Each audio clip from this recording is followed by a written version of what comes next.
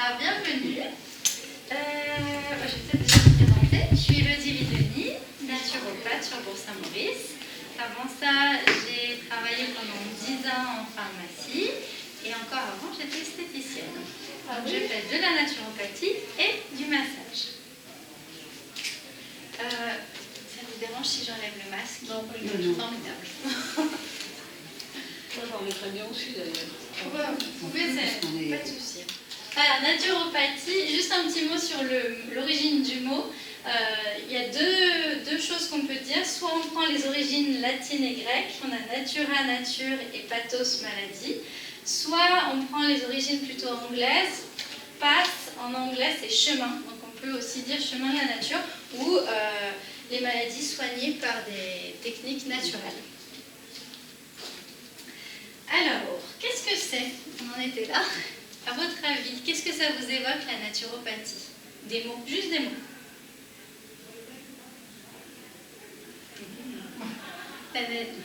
Est-ce qu'on travaille, je ne sais pas, avec des médicaments? Non, c'est plus des naturels, C'est des techniques naturelles. Ouais.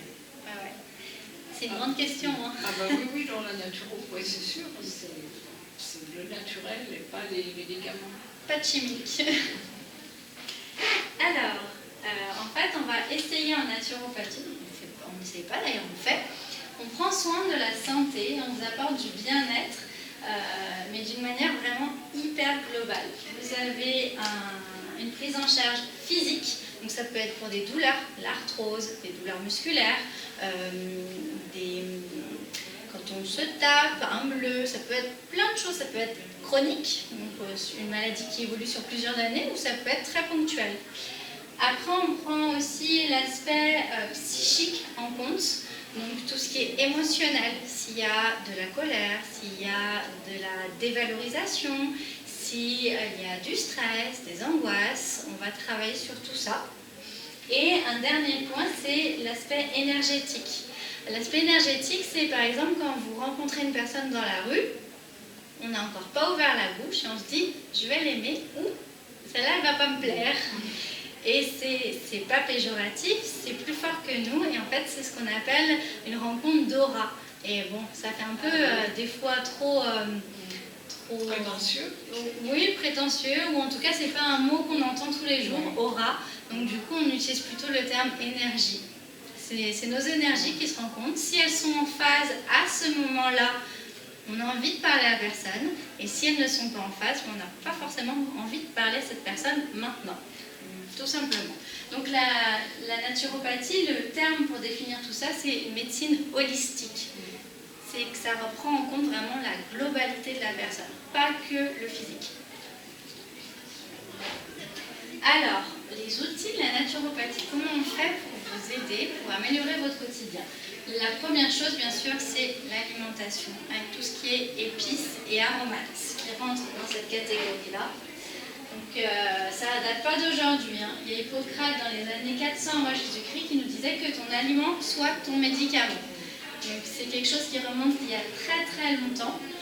Et comme c'est vraiment le cœur du métier de naturopathe, je voulais faire un petit point par rapport à ça parce que malheureusement, on n'est pas les seuls à travailler sur l'alimentation, ou heureusement, parce qu'on travaille différemment.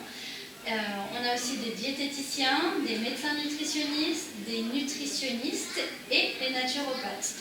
En principe, les trois premiers ont une approche assez précise de l'alimentation. Ils vont vous donner vraiment des quantités, tant de grammes de protéines, tant de grammes de glucides, tant de grammes de lipides pour chaque repas. Ça va être très carré et vous aurez vraiment un programme très précis. La naturopathie, elle est plus large. S'il y a vraiment un problème d'obésité ou à l'inverse d'anorexie, on va vous donner quand même des quantités approximatives pour qu'on soit sûr que vous ne preniez pas trop ou pas assez de protéines, par exemple. Mais c'est plus général. On va vous dire que ces aliments sont mieux pour votre santé. On va essayer de rééquilibrer si vous avez des grignotages. Ou on va vous donner plein de conseils. On va vous dire quels aliments sont plus intéressants pour la santé que d'autres. Et toujours dans le plaisir. Si vous n'aimez pas un aliment, on ne se force pas à le manger. Ça ne sert à rien. On n'en aura aucun bénéfice. Et puis, on ne s'arrête pas à l'alimentation précisément. Si je prends l'exemple classique de « je voudrais perdre du poids », si on a une super alimentation, que ce soit un naturopathe ou un diététicien qui ait fait l'action de base, on ne peut pas maigrir s'il y a un problème mental. Si on est très stressé, angoissé, on a vraiment un souci qui nous pèse, on aura beau avoir une super alimentation, on ne perdra pas un gramme. Donc on prend aussi cet aspect-là en compte, chose que les diététiciens ne vont pas forcément faire. C'est un peu la différence. Alors l'alimentation, ça nous sert à quoi? Ça nous sert à améliorer notre digestion. On va, d'une manière générale, on mange trop en quantité. Donc on va alléger déjà notre corps, notre système digestif. Ça nous permettra d'avoir moins de ballonnement, moins d'inflammation, de réduire aussi les intolérances. Il y a des personnes qui sont intolérantes presque à tout, pas que au gluten dont on entend beaucoup parler, mais à beaucoup d'autres choses. Donc ça va être pour toutes ces choses-là que la naturopathie va nous aider, d'un point de vue digestif. Après, on va gagner en vitalité. Comme on mange mieux, on charge moins notre système immunitaire, donc on gagne de l'énergie que notre corps ne va pas dépenser à essayer de digérer nos aliments. On en gagne pour tout le reste de la journée. On évite les coups de fatigue. Après manger, souvent on a envie de dormir. Ça, c'est signe que le repas était pas... On a trop mangé. Ouais, en général, oui. On a trop chargé. Ensuite, ça nous aide d'un point de vue immunité. On va avoir une résistance plus importante aux agents pathogènes, donc les virus, les bactéries, que ça vienne de l'intérieur ou de l'extérieur de notre corps. Quand on mange bien, on diminue l'inflammation, donc du coup nos cellules sont bien jointes les unes les autres, on a des belles muqueuses, et du coup quand on rencontre un virus, il n'arrive pas à rentrer dans notre corps, et du coup on n'est pas malade. Et l'alimentation nous aide aussi dans des moments particuliers de notre vie. Dans la vie d'une femme, on va avoir les grossesses, les allaitements, où on ne va pas forcément manger la même chose, on va avoir plus facilement des carences, plus de fatigue. Il y a des aliments qui coupent la montée de lait, donc c'est des choses qu'il vaut mieux savoir et éviter quand on veut allaiter. Et après, on a tout ce qui est convalescence et maladie, quand on a du diabète, quand on est obèse, quand on a le Covid. On va adapter son alimentation pour reprendre le dessus et que tout se passe bien. Donc déjà, juste avec l'alimentation, on peut faire énormément de choses avant de prendre des gélules, des ampoules, des médicaments. On essaye vraiment d'utiliser l'aliment en premier. Après, si ça ne suffit pas, ou si on veut une action rapide, on va utiliser les plantes, les minéraux et l'homéopathie. Et là, on en a vraiment beaucoup qu'il est possible d'utiliser. Donc, on a la phytothérapie, l'aromathérapie. Vous savez ce que c'est l'aromathérapie? C'est les huiles essentielles. Les fleurs de bac, ça c'est peut-être un peu moins connu. Si, ça va? C'est bon aussi. L'oligothérapie, ce sont les ampoules de granions ou oligosol, cuivre, manganèse, fer. On voit assez souvent. Oui?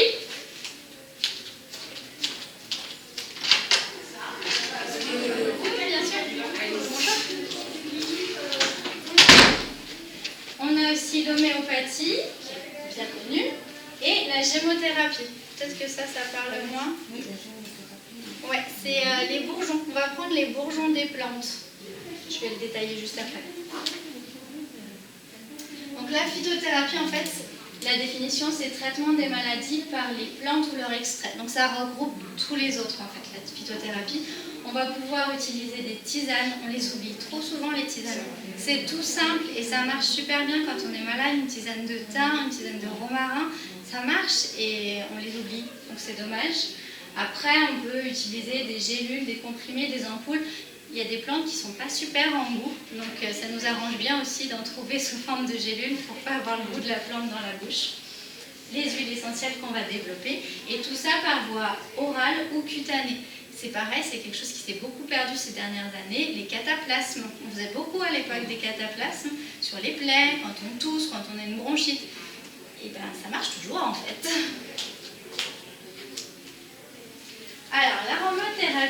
Les huiles essentielles, on les a par distillation et on les adore. Beaucoup de personnes les connaissent maintenant et elles sont hyper efficaces, mais il ne faut pas oublier aussi qu'elles sont très très très concentrées. Pour vous donner quelques exemples, pour faire 1 kg d'huile essentielle, il faut 4 tonnes de roses de Damas, il faut 1 tonne de fleurs d'oranger, 600 kg de fleurs de géranium, etc., etc. Donc ça veut dire que c'est très très très concentré et elles sont donc précieuses parce qu'il faut des champs de culture immenses pour arriver à faire des tout petits flacons et d'un point de vue écologique, c'est pas forcément terrible. Donc personnellement, je vous demanderais, s'il vous plaît, si vous le faites à la maison, de ne pas utiliser les huiles essentielles pour parfumer la maison. Ça se fait beaucoup, les bougies aux huiles essentielles, etc. Et c'est dommage parce que c'est précieux et ça devrait rester vraiment pour soigner. Et juste un mot aussi sur le côté bio. Du fait de la concentration des huiles essentielles, ça c'est une étude qui a été menée par le laboratoire, le comptoir Aroma, qui fait commercialise des huiles essentielles. Ils ont testé un pesticide qui s'appelle le lindan. Ils ont testé que sur une huile essentielle de pin, alors je n'ai pas la quantité exacte, mais en tout cas dans l'huile essentielle de pin, il y avait 200 mg par kilo de ce pesticide. Et le souci, c'est que pour tuer la moitié d'une population de rats, il n'en faut que 88. Donc, c'est pas testé sur l'homme, bien sûr, puisque c'est interdit, mais ça nous donne une idée un peu de ce qu'on peut avaler ou inhaler si c'est pas bio. Alors, je suis pas forcément à fond pour dire manger bio tout le temps, mais sur les huiles essentielles, si, c'est super important. La gémothérapie, donc c'est les bourgeons. On va prendre les bourgeons. Alors on ne prend pas les bourgeons de toute une branche parce que sinon l'arbre n'aimerait pas trop. Donc on va essayer de cueillir intelligemment un peu partout et on va les faire macérer dans de l'eau, dans de l'alcool et dans de la glycérine. L'avantage du bourgeon, c'est que c'est très facile à cueillir et qu'en plus on a les propriétés de toute la plante ou de tout l'arbre en entier. On n'est pas obligé d'aller déraciner la plante pour avoir les propriétés des racines ou d'arracher les feuilles ou d'aller arracher son écorce. Le bourgeon représente la totalité de la plante. Donc ça c'est super parce que c'est facile et c'est hyper efficace. C'est quelque chose qu'on va utiliser sur plusieurs mois. En général, on utilise quelques gouttes, 5 à 15 gouttes de macérat glycériné par jour et c'est une action autant émotionnelle que physique. On peut l'utiliser pour les deux. Les fleurs de Bach. Voilà, les fleurs de Bach, à la différence juste avant de la gémothérapie, c'est que les émotions. On va calmer les émotions. Donc elles sont fabriquées, on met les fleurs dans de l'alcool, dans un verre, enfin un pot en verre, c'est gros, hein, ils font ça dans des grosses quantités, et à l'abri de la lumière pendant un certain temps, et ensuite on filtre et on récupère les fleurs de Bach.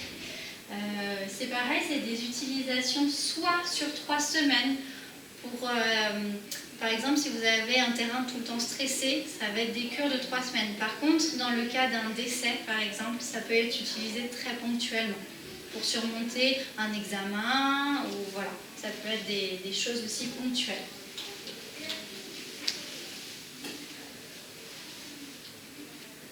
L'homéopathie. Alors, tout le monde connaît, mais peut-être pas tout le monde se souvient que c'est pas que des plantes, c'est aussi des minéraux et des parties d'animaux. Par exemple, l'Apis mellifica, qu'on utilise pour les pollens, pour les allergies au pollen, c'est issu de l'abeille. Alors, le gros avantage de l'homéopathie, c'est qu'on peut l'utiliser dès la naissance. Il n'y a pas d'alcool, donc il n'y a pas de restriction. Il n'y a aucune contre-indication ou interaction médicamenteuse. Et ça, c'est chouette. Ça a été mis en place, il y a eu des grands protocoles qui ont été mis en place avec l'homéopathie dans des hôpitaux pour l'oncologie. Mais malheureusement, en France, ça a été déremboursé. Et c'est un peu un paradoxe parce qu'il y a des hôpitaux qui développent et qui voient des effets donc, positifs sur des patients, et le gouvernement qui dérembourse. C'est un peu compliqué en ce moment pour l'homéopathie. Et donc l'oligothérapie, donc là on est vraiment sur les minéraux, avec par exemple le fer, le chrome, l'argent, le magnésium, le cuivre, et on les utilise notamment pour les allergies, beaucoup, manganèse, cuivre, et pour l'immunité. En ce moment on entend beaucoup parler du zinc, de l'argent, pour le Covid, et ça a beaucoup d'autres utilités. On peut l'utiliser aussi pour l'équilibre, quand on a tendance à changer d'humeur facilement. Ça peut être très utile aussi.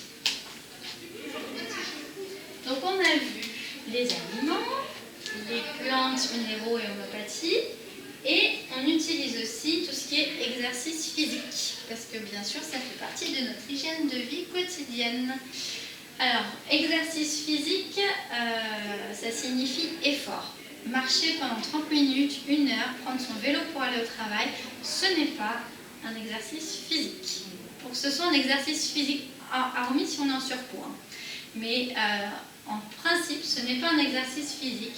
Faire un exercice physique, c'est le rythme du cœur qui s'accélère et on fait un effort, quelque chose qu'on ne fait pas au quotidien et qui va justement aller un peu booster notre corps et aller puiser dans ses réserves.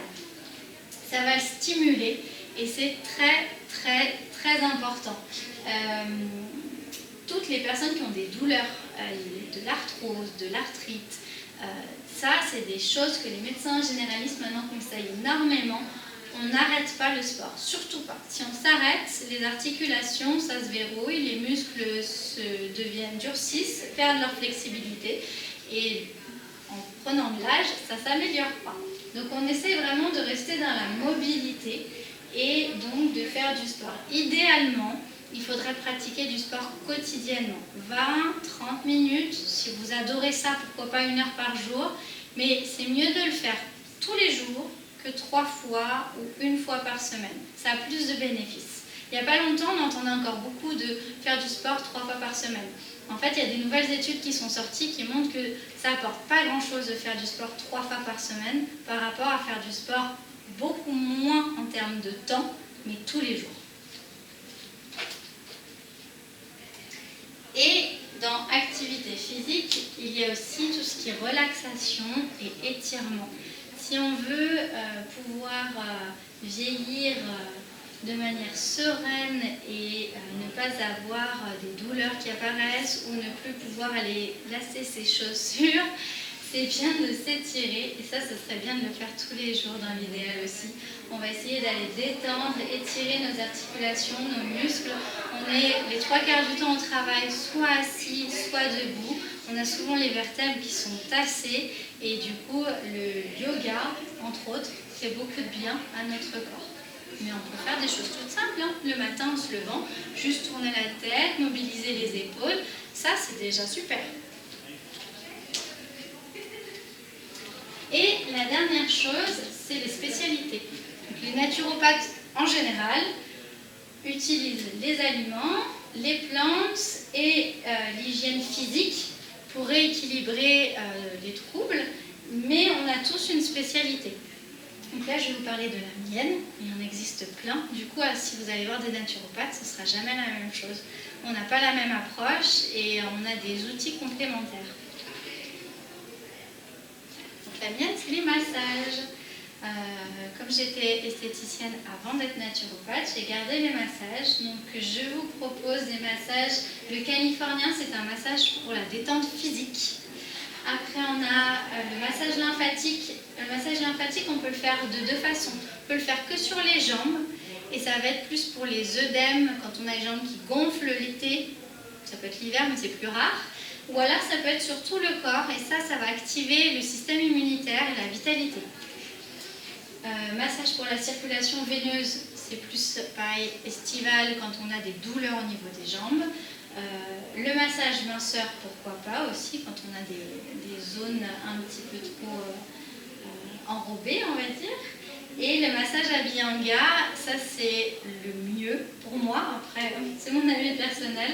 Il vous offre en fait une détente physique, donc les muscles, mais aussi une détente mentale.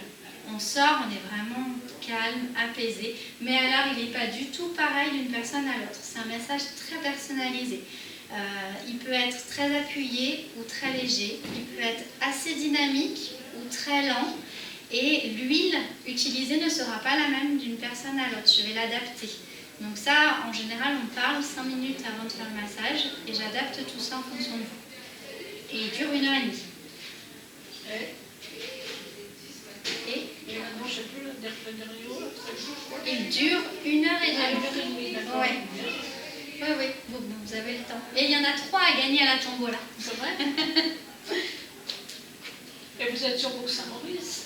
Oui, je suis installée en plein centre de Bourg-Saint-Maurice. Je suis à côté du parking de la Poste, qui a la petite place derrière avec bloc-notes. Et je suis juste à côté. D'accord. Parce que les massages aussi pour la nuque, tout ça, les épaules, je suis assez bloquée, c'est pas aussi. La tête aussi. Ouais. En général, on fait, quand on masse la zone des trapèzes, des épaules, ça, on fait la tête aussi.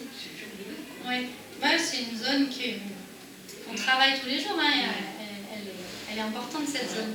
Mais on sent bien les tensions émotionnelles aussi dans cette zone. C'est tout lié, quoi. Et ça, c'est bien. Oui, ça, bien sûr, on fait. Après, ça, c'est, on va dire, la carte pour donner une idée de ce qu'il est possible de faire. Mais après, on peut masser des zones particulières. Ça, il n'y a pas de souci. Et donc, pour vous aider à savoir pourquoi les consulter un naturopathe, maintenant qu'on a parlé un petit peu de qu'est-ce que c'était la naturopathie, alors un naturopathe peut améliorer votre alimentation. Il peut vous aider pendant la grossesse, pour les nausées notamment, et puis pour avoir suffisamment de minéraux, vitamines, pour passer une bonne grossesse. Pour l'allaitement, pour éviter la fatigue, entre autres, et puis pour avoir une bonne immunité, par les massages ou par l'alimentation ou les plantes. Il y a beaucoup de plantes aussi qu'on peut utiliser pour l'immunité. On diminue les intolérances alimentaires, parce que comme on travaille beaucoup sur le système digestif, on a moins d'inflammation, et du coup on gagne vraiment en confort au niveau alimentaire. On reprend plaisir à consommer des aliments que potentiellement vous aviez arrêté, que c'était plus possible de manger. Tout ce qui est digestion difficile, donc ça peut être alternance, diarrhée, constipation, ou tout le temps diarrhée, tout le temps constipation, des ballonnements, le ventre gonflé, mal au ventre, tout ça on peut améliorer. On améliore la fatigue aussi, bien sûr. On vous donne aussi juste des moments de bien-être, notamment avec les massages. On prend une pause pour nous, parce que ça on ne le fait jamais assez souvent. En général, on donne beaucoup, mais nous on s'occupe pas de nous. On améliore le sommeil aussi. Le sommeil, c'est beaucoup lié à la digestion et aux émotions. Donc, bien sûr, on peut travailler là-dessus. On donne de la vitalité, ça va avec la fatigue. On peut travailler sur la minceur avec l'alimentation et les massages. On aide pour le surmenage, pour le stress, donc des examens ou le stress en général. Sur les douleurs, on peut améliorer l'alimentation et donner des plantes, des oligo-éléments qui vont diminuer les douleurs. Voilà. Est-ce que ça vous parle un peu plus, la naturopathie du coup? Ouais? Oui. C'est mieux? Moi, j'étais soignée par une naturopathe qui était sur Annecy, mais oui. qui est plus de ce monde, enfin. Mais oui, c'était très bénéfique, enfin. Franchement. Ça aide, et en fait, c'est assez simple, la naturopathie. Mais en même temps, c'est très large, et du coup, c'est pas facile à définir, parce qu'on peut faire plein de choses, en fait. Donc voilà. Du coup, je vous remercie pour votre écoute. Dans l'étude de médecine ayurvédique? Oui, oui. C'est bien, ayurvédique. Oui, mais c'est ce que je disais à une dame juste avant. La naturopathie, il manquait quelque chose. Donc du coup, j'ai continué en médecine ayurvédique. Ah ouais. Et par contre, si je peux demander aussi une séance ayurvédique? Oui, pas tout de suite. Pas tout de suite. faut que je progresse un peu, Ouais. mais bien sûr, ça va être intégré. Le dernier massage qui était noté, celui-là, le massage Abhyanga, c'est un massage ayurvédique. Ah oui. Et ça, c'est bon, j'ai fait la formation, donc il n'y a pas de souci.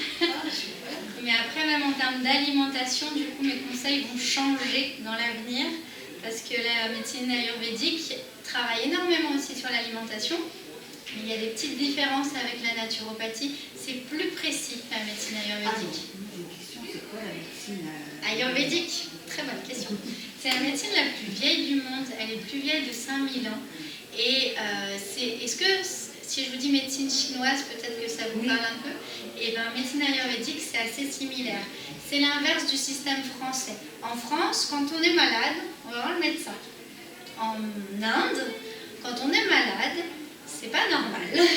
On va voir son médecin, de famille en général, pour qu'il entretienne la santé.